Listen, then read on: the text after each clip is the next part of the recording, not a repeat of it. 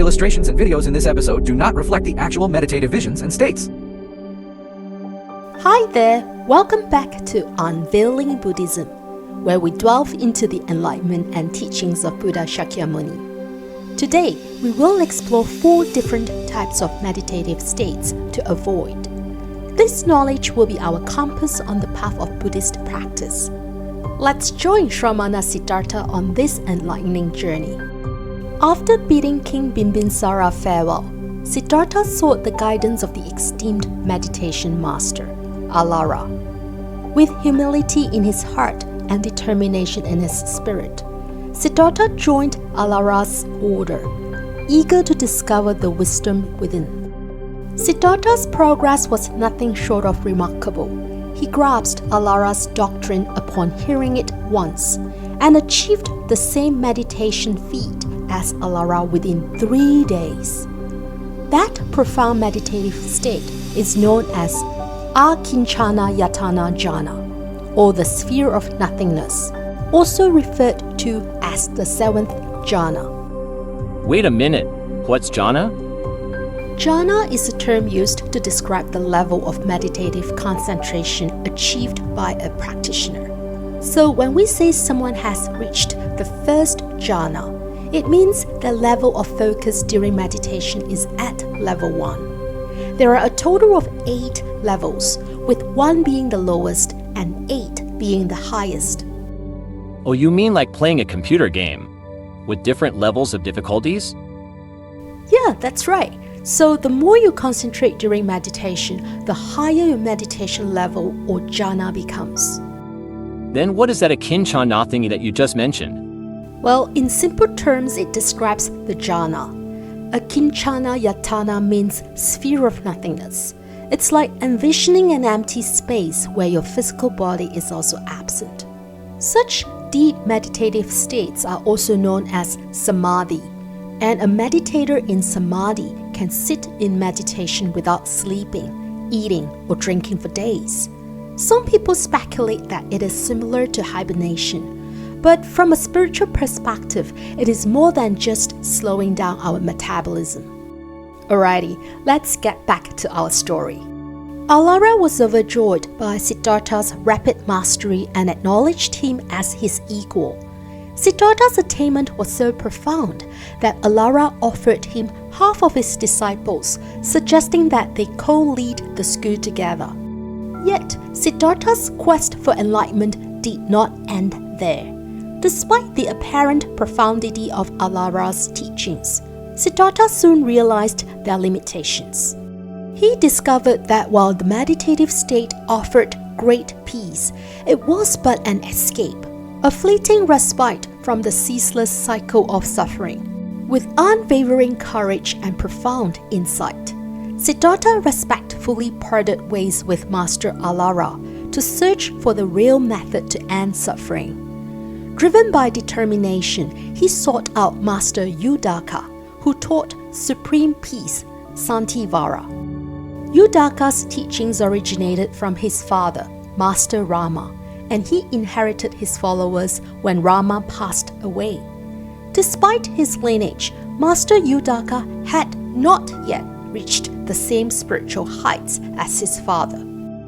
However, Siddhartha mastered all that Udaka could offer, and even reached the same meditative attainment as Rama within 3 days. That attainment is known as the Nev Asana Yatana Jhana, or the 8th jhana, the highest or deepest meditative absorption. Udaka was delighted by Siddhartha's achievement and offered to pass his leadership role to him, recognizing him as the equal of Master Rama. Yet, despite his mastery of the profound meditative states, Siddhartha still grappled with a profound sense of incompleteness. This is because peace is only present during meditation and absent outside of it. Deep in Siddhartha's mind, he realized that the highest level of meditative attainment does not truly help him achieve freedom from suffering. It is merely a tool to escape the reality of suffering, akin to a cartoon ostrich burying its head. People who achieve such meditative states, or samadhi, will be reborn in the formless realm after death. In the formless realm, one does not have a physical form or body and exists only in the mind. That existence is indefinitely long but impermanent. Beings will not encounter the teachings of the Buddha. When the karmic energy cultivated through meditation is exhausted, one will abruptly snap out of that state of peace. It's akin to being forcibly ejected from a secure refuge. In that instant, the formless being will harbor intense resentment in its mind, propelling it towards rebirth in a realm where resentment is intrinsic to existence, the lower realms. With a steadfast resolve, Siddhartha declined the offer of leadership and parted ways with Udaka. Can you imagine Siddhartha's disappointment? He mastered the highest forms of meditation from the two most renowned meditation masters, only to find that they were not the answers he was looking for. But let's focus on something paramount. Siddhartha unequivocally rejected the methods advocated by these two esteemed meditation masters. So what did Siddhartha reject? Well, the following meditation methods and the resultant meditative states are to be avoided in Buddhist practices, because the bliss can be addictive and mistaken for enlightenment. Foremost, we avoid meditating on an infinite empty space whereby we also become invisible or formless. Such meditative absorption is known as the fifth jhana. If we focus deeper, consciousness merges with the aforementioned infinite space, leading to an expansive consciousness. Some may then interpret this as oneness with everything, or merging with the divine, nature, or universe. This is the sixth jhana and is to be avoided. By focusing deeper, one embraces the comfort of that expansive space and consciousness and focuses on the notion of nothingness. This meditation was taught by Master Alara, and Siddhartha had rejected it. Unfortunately, some may misunderstand such a state as the Buddhist concept of shunyata, or emptiness, or non-I. For now, it is sufficient to remember that Buddhism does not teach us to disappear into an empty space and become nothingness ourselves. Lastly, the deepest meditative absorption is termed the sphere of neither perception nor non-perception, navasanana sananyatana. As the name suggests, one stops all perception, including the notion of nothingness, but remains conscious. Master Udaka taught this, and it was also rejected by Siddhartha. In summary, it is important for beginners to remember that Buddhism does not teach us to become nothingness or empty space or become nihilistic.